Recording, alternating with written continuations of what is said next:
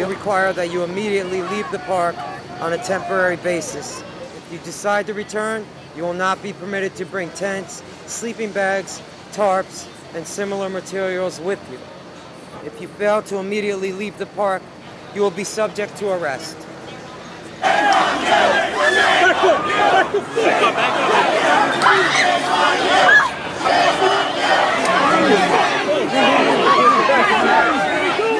They came in the middle of the night with no notice, and they just told us to leave. We refused to leave, we locked arms, and we started singing in a peaceful manner. They came, they dragged us, they beat us, they violated basically every right that they're supposed to be protecting.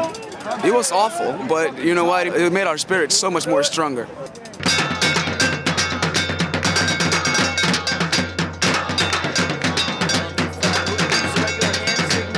If you like what's being said, try to use your hands up. You're okay with it? You're right in here, down, not so happy about it. Fuck this shit. That was a quote from him. He said, people are just tired of all of it. Fuck it all. A week ago, I don't think we could even be standing here because there would be wall-to-wall tents. There were tents everywhere. People couldn't get in and out. People were starting to get sick. The camp hadn't been cleaned in about a month.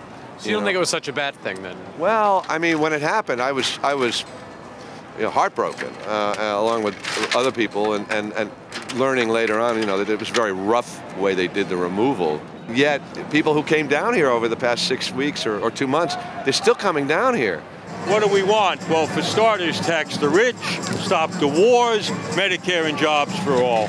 That's pretty much the essence of what I think most people would agree on. There might not be unanimity of specific goals, but there's certainly a consensus as to the general direction. One of the biggest criticisms is that, this movement isn't really organized. There's no, one big demand. And I think that the problem's bigger than that. I think a lot has happened in the last 30 years to undermine the regulations and the culture that was in place during the 1930s. Remember, we had this terrible financial crisis, but then we had the safety net, we had Social Security. Later on, we had Medicare, we had Glass-Steagall, we had to try to get the banks out of the speculative business. All that was undone, and then we wound up, boom, 2008, the whole mess goes down the drain. You want to show us a couple of your buttons? Well, here's one of my favorites. Wake up from the American dream, create a livable American reality. There's been a lot of talk about recapturing the American dream. To me, the only way you can recapture a dream is to fall back asleep, right? We want to wake people up. I was working on this building right over here, and I came after work. Just more, I mean, I was always with it in my heart, but I was just coming down to see what was going on. And I was standing by the corner by the sculpture there, and I saw about 20 cops come rushing through with their riot gear. And I started walking down the street here, and I saw this kid with blood all over his head, dripping down his face, getting arrested. And right after that happened, there was a knocked over barrier in the street, and another kid stepped into the barrier, and the cop pulled it out right from under him and knocked the kid flat on his face. And I grabbed the kid's hand and pulled him up, and at that moment when I pulled him up, that was the moment I became part of this movement.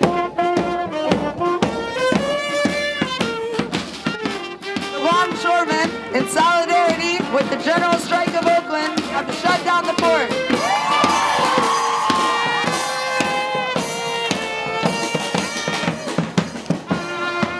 The general strike was probably one of the most beautiful events that I've seen in the whole Occupy movement. Basically, I mean, we marched all around the city, but then around 4 o'clock, we striked all the way to the port, and there was like upwards of 20,000 people. I remember walking and being like, God, when am I going to get to the end? 500 people at this gate, 500 people at this gate, 1,000 people at that gate. Our speaker on the mic who was giving us the chance, he said, turn around, you can't believe what you see. We turned around, all these bodies on the bridge, all of them. You could not see the end. Why do you occupy the ports? A lot of it is around working class issues. The ILWU, the longshoremen who work at the ports are not benefiting from the massive amount of income that the ports generate. When we shut it down, we sent a message to that 1% that, if we really bond together, unify, put the United back in the United States, we can really get something done and change the system. In New York, their Wall Street is Wall Street. Yeah. Our Wall Street is the port.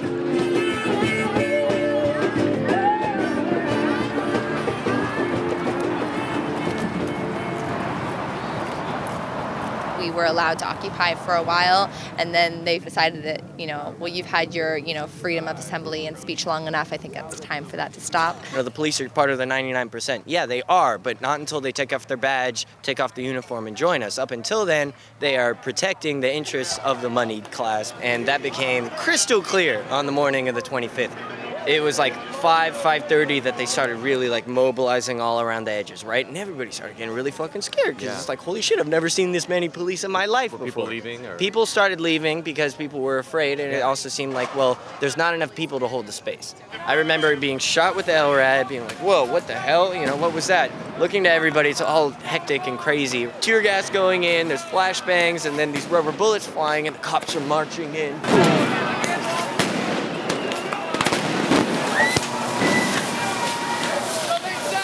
When police aren't around to a certain extent, things don't get agitated and people manage themselves. The protests end up not peaceful because the police arrive in riot gears. We don't start the riot, they come dressed up for one.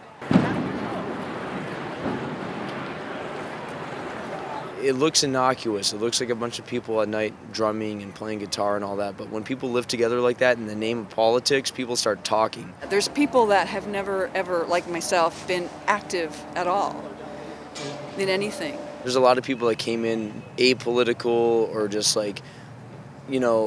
progressive but without any real activist leanings, right. And they're coming out of it as activists. I don't really want a huge bloody revolution. I mean, who does? The system's got to change, and frankly, there's talk about the anarchists and the socialists and the communists and all these ists and isms and all this stuff, and frankly, I don't give a rat's ass if it's the Keebler fucking elves that that comes up with the solution to the problem.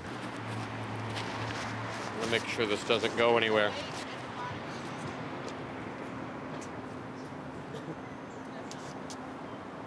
So, why do you occupy the tree? I've seen what the city has done and the many, many lies that have been used to justify their clearing out the public from the public space. Every single day they've been turning on the sprinklers multiple times so that they can flood the plaza and flood the people out of here.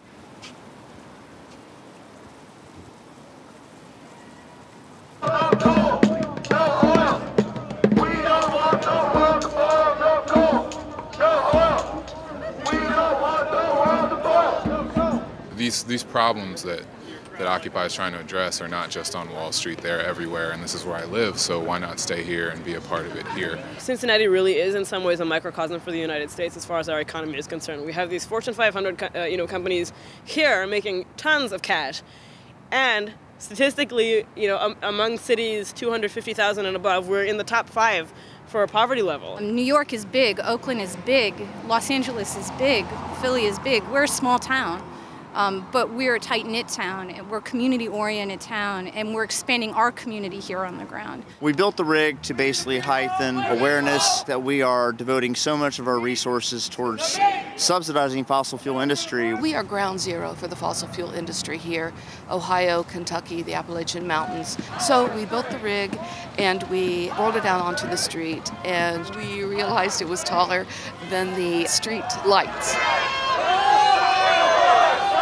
We decided, what the hell, we got to go down the middle of the street.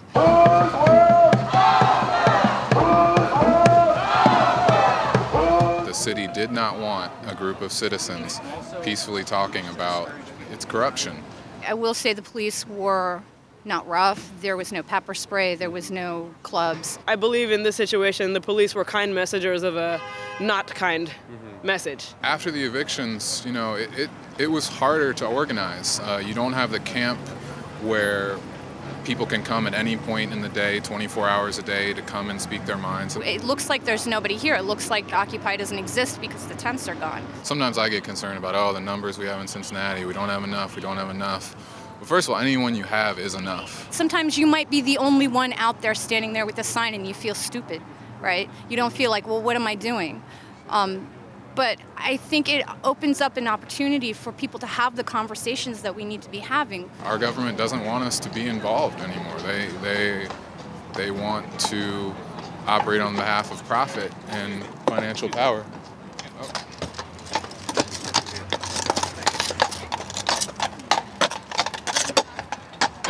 This is what democracy looks like. Tell me what democracy looks like. This is what democracy looks like.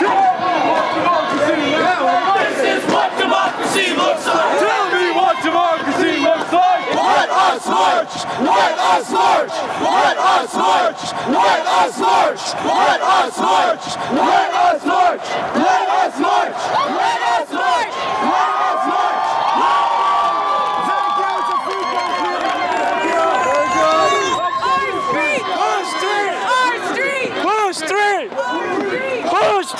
Wall Street, your kingdom must come down. Wall Street, your kingdom must come down. We're all struggling. We want our kids to have futures. We want to be able to be educated. We want to be able to have basic needs met and feel some security. We are 99%, 1% own this country. The system has to either be broken down and rebuilt and changed completely, or there has to be some fundamental changes immediately. These problems aren't going away unless we step up and solve them. Even if the movement were to stop this moment, they would have achieved, or this would have achieved, a change in conversation. All the working people of this world are united, and it's bigger than this country, and it's bigger than anything they can control, and their ivory tower is going to fall. Have courage, have patience, have compassion. Just keep strong, keep fighting. You've got to keep it on. You have to hang tough. Man, keep it going. Keep it going. Keep it up. That's all I got to say is we are making a difference, and they're hearing us. I heard the voice of the people saying, Pharaoh, your kingdom must come down. We are the 99%. We are the 99%. We are the 99%. We are